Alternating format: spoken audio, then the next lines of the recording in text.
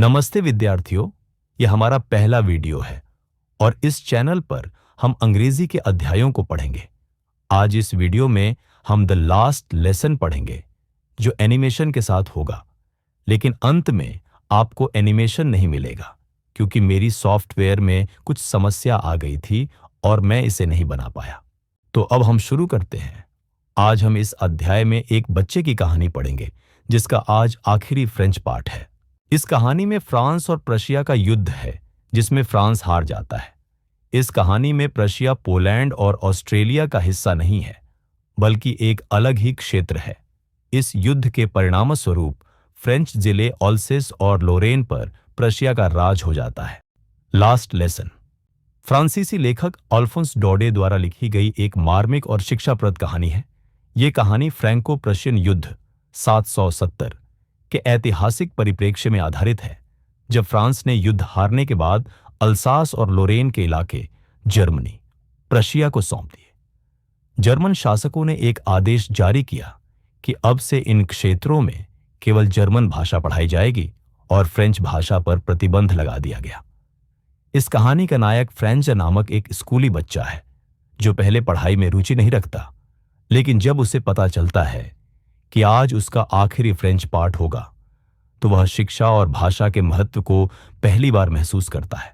कहानी के माध्यम से लेखक ये संदेश देते हैं कि भाषा केवल संवाद का माध्यम नहीं, बल्कि यह संस्कृति, पहचान और आत्मसम्मान का प्रतीक होती है। द लास्ट लेसन न केवल शिक्षा की अहमियत बताती है, बल्कि यह भी दर्शाती है कि हम अक्सर उन चीजों को तब तक नजरअंदाज करते हैं जब तक वो हमारे पास होती है, और जब वो हमसे छीन ली जाती है, तब हमें उनका महत्व समझ आता है। तो अब कहानी शुरू होती है।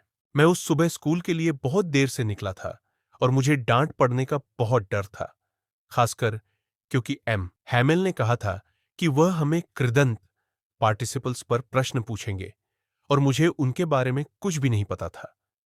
एक पल के लिए मैंने सोचा कि भाग जाऊं और दिन बाहर बिताऊं। मौसम कितना गर्म और उजला था। पक्षी जंगल के किनारे चहचहा रहे थे और आरी की मिल के पीछे खुले मैदान में प्रशियाई सैनिक अभ्यास कर रहे थे। ये सब कृदंत के नियमों से कहीं अधिक आकर्षक था, लेकिन मेरे पास विरोध करने की ताकत थी और मैं स्कूल की ओर तेजी से चला गया। जब मैं टाउन हॉल के पास से गुजरा, तो बुलेटिन बोर्ड के सामने भीड़ थी। पिछले 2 वर्षों से सभी बुरी खबरें वहीं से आ रही थीं। हार की खबरें, सैन्य सेवा के लिए बुलावा, कमांडिंग अधिकारी के आदेश, और मैंने बिना रुके अपने आप से सोचा, अब क्या हो सकता है। फिर जब मैं जितनी तेजी से जा सकता था उतनी तेजी से आगे बढ़ रहा था, तो लोहार वॉचटर, जो अपने प्रशिक्षु के साथ वहीं खड़ा था, बुलेटिन पढ़ रहा था। उसने मुझे पुकारा, जल्दी मत करो लड़के, तुम्हारे पास स्कूल पहुंचने के लिए पर्याप्त समय है। मुझे लगा कि वह मेरा मजाक उड़ा रहा है और मैं सांस फुलाकर हैमेल के छोटे बगीचे तक पहुंचा। आमतौर पर जब स्कूल शुरू होता था, तो सड़क से भी सुनाई देने वाला एक बड़ा शोर होता था। डेस्क खोलने और बंद करने की आवाजें, सबक एक साथ जोर से दोहराना, हमारे हाथ हमारे कानों पर रखकर बेहतर समझने के लिए, और शिक्षक की बड़ी लकड़ी की लाठी की मेज पर टकराने की आवाज। लेकिन अब सब कुछ इतना शांत था। मैंने शोर शराबे पर भरोसा किया था ताकि मैं बिना देखे अपनी सीट पर पहुंच सकूं। लेकिन उस दिन सब कुछ रविवार की सुबह की तरह शांत था। खिड़की से मैंने अपने सहपाठियों को पहले से ही अपनी जगहों पर बैठे देखा, और हैमेल अपनी भयानक लोहे की लाठी को बांह के नीचे दबाए हुए इधर उधर घूम रहे थे। मुझे दरवाजा खोलना पड़ा और सभी के सामने अंदर जाना पड़ा। आप कल्पना कर सकते हैं कि मैं कितना शर्मा गया और कितना डर गया था, लेकिन कुछ नहीं हुआ।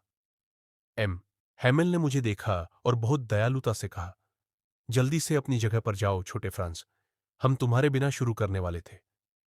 मैं बेंच पर कूदा और अपने डेस्क पर बैठ गया। जब तक मैं अपने डर से थोड़ा उबर नहीं गया, तब तक मैंने ध्यान नहीं दिया कि हमारे शिक्षक ने अपना सुंदर हरा कोट, अपनी फ्रिल वाली शर्ट पहन रखी थी, कमीज और छोटी काली रेशमी टोपी, जो पूरी तरह से सजी हुई थी, जिसे वह केवल निरीक्षण और पुरस्कार दिवसों पर ही पहनता था। इसके अलावा पूरा स्कूल इतना अजीब और गंभीर लग रहा था। लेकिन जो बात मुझे सबसे ज्यादा आश्चर्यचकित कर गई वह यह थी कि पीछे की बेंचों पर, जो हमेशा खाली रहती थीं, गांव के लोग शांति से बैठे थे जैसे हम खुद बैठे थे। बूढ़े हौजर अपनी 3 कोने वाली टोपी के साथ, पूर्व महापौर, पूर्व डाकपाल और कई अन्य लोग। हर कोई उदास दिख रहा था और हौजर ने एक पुरानी प्राइमर लाई थी जिसके किनारे उंगलियों से दबे हुए थे, और वह अपनी बड़ी चश्मा पृष्ठों पर रखकर उसे अपने घुटनों पर खुला रखे हुए थे। जब मैं इस सब के बारे में सोच रहा था, हैमेल अपनी कुर्सी पर चढ़ गए और उसी गंभीर और कोमल स्वर में जो उसने मुझसे बात की थी, कहा, मेरे बच्चों, यह आखिरी पाठ है जो मैं तुम्हें दूंगा। बर्लिन से आदेश आया है कि ऑल्सेस और लोरेन के स्कूलों में केवल जर्मन पढ़ाया जाएगा। नया शिक्षक कल आएगा। यह तुम्हारा आखिरी फ्रेंच पाठ है। मैं चाहता हूं कि तुम बहुत ध्यान से सुनो। इन शब्दों ने मुझे कितना चौंका दिया। ओह, वह दुष्ट लोग! यही वह था जो उन्होंने टाउन हॉल में चिपकाया था। मेरा आखिरी फ्रेंच पाठ। अरे, मैं शायद ही लिखना जानता था। मैं अब और नहीं सीख पाऊंगा। मुझे वहीं रुकना होगा। ओह, मैं कितना पछतावा कर रहा था कि मैंने अपने पाठ नहीं सीखे। पक्षियों के अंडे ढूंढने या सार पर स्केटिंग करने गया। मेरी किताबें, जो कुछ समय पहले इतनी बोझिल लगती थीं, मेरी व्याकरण और मेरे संतों का इतिहास, अब पुराने मित्र थे जिन्हें मैं छोड़ नहीं सकता था। और हैमिल भी। यह विचार कि वह जा रहा है, कि मैं उसे फिर कभी नहीं देख पाऊंगा, मुझे उसकी लाठी और उसके चिड़चिड़ेपन के बारे में सब भूल गया। बेचारा आदमी। ये इसी आखिरी पाठ के सम्मान में था कि उसने अपने अच्छे रविवार के कपड़े पहने थे। और अब मैं समझ गया, गांव के बूढ़े लोग कमरे के पीछे क्यों बैठे थे। इसका कारण यह था कि वे भी दुखी थे कि वे अधिक स्कूल नहीं गए थे। ये उनके लिए हमारे शिक्षक के 40 वर्षों की निष्ठावान सेवा के प्रति आभार व्यक्त करने और उस देश के प्रति सम्मान दिखाने का तरीका था जो अब उनका नहीं था। जब मैं इन सब के बारे में सोच रहा था, मैंने अपना नाम पुकारा सुना। मेरी बारी थी पाठ करने की। मैं क्या नहीं देना चाहता था ताकि मैं उस भयानक कृदंत नियम को बहुत जोर से और स्पष्ट रूप से, बिना एक भी गलती के कह सकूं। लेकिन मैं पहले शब्दों पर ही उलझ गया और वहीं खड़ा रहा, अपने डेस्क को पकड़े हुए। मेरा दिल धड़क रहा था और मैं ऊपर देखने की हिम्मत नहीं कर पा रहा था। मैंने हैमेल को मुझे कहते सुना, मैं तुम्हें डांट नहीं दूंगा छोटे फ्रांस। तुम्हें पहले से ही बुरा लग रहा होगा। देखो ये कैसा है। हर दिन हमने अपने आप से कहा है, छोड़ो, मेरे पास बहुत समय है, मैं इसे कल सीख लूंगा। और अब तुम देख सकते हो कि हम कहां पहुंच गए हैं। अरे, यह ऑल्सिस की बड़ी समस्या है। वह सीखने को कल तक टालती है। अब वे लोग तुम्हें कहने का अधिकार रखते हैं। यह कैसे है? तुम फ्रांसीसी होने का दावा करते हो और फिर भी तुम अपनी भाषा बोल या लिख नहीं सकते। लेकिन तुम सबसे खराब नहीं हो, गरीब छोटे फ्रांस। हम सभी को खुद को बहुत दोष देना है। तुम्हारे माता पिता तुम्हें सीखने के लिए पर्याप्त उत्सुक नहीं थे। उन्होंने तुम्हें खेत में या मिलों में काम करने के लिए भेजना पसंद किया ताकि थोड़ा अधिक पैसा मिल सके। और मैंने भी दोष दिया है।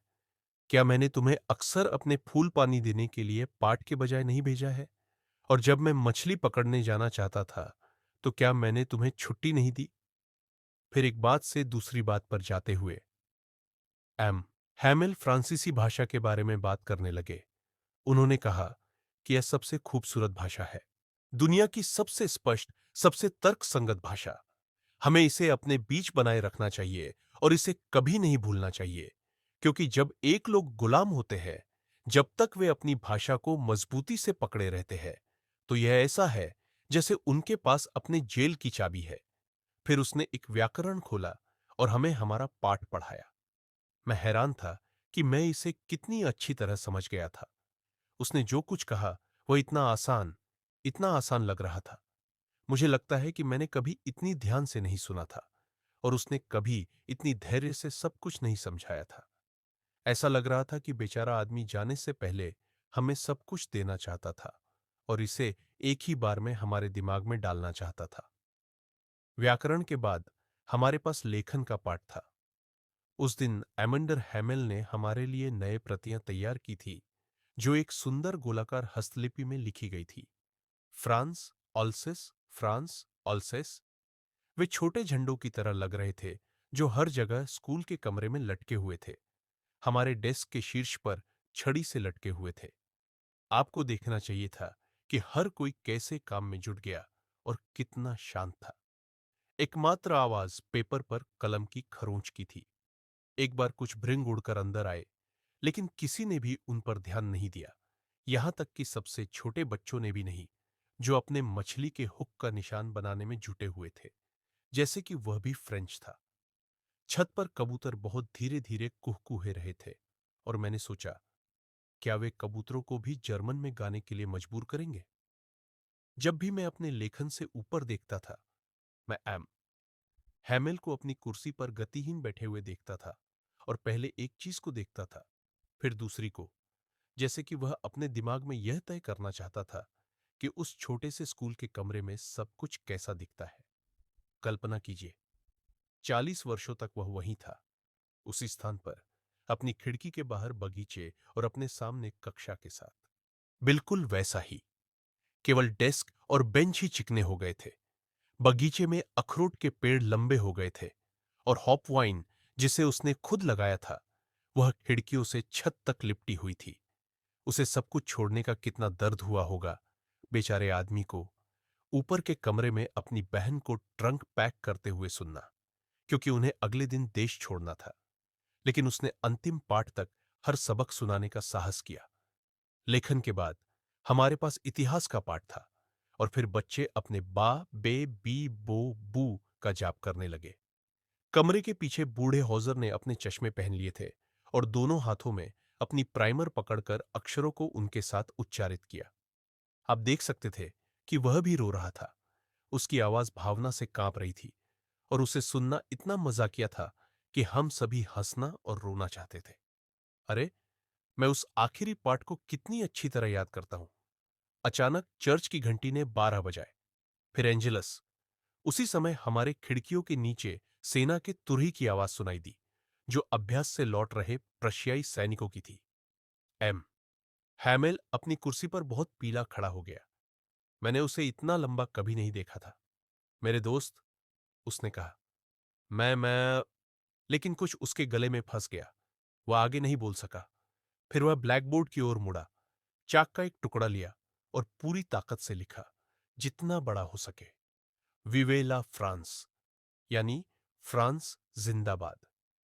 फिर वह रुका और अपना सिर दीवार पर टिका दिया और बिना एक शब्द कहे उसने हमें अपने हाथ से इशारा किया, स्कूल बंद है, आप जा सकते हैं। तो कुछ इस तरीके से हमने यह अध्याय खत्म किया। मुझे उम्मीद है कि आपको पसंद आया होगा। अगर आया हो तो प्लीज लाइक और सब्सक्राइब करना। अगर कुछ पूछना हो या समझ ना आया हो तो बस कमेंट कर देना, मैं पक्का रिप्लाई दूंगा। तो मैं भी अब आप सभी से अलविदा लेता हूं।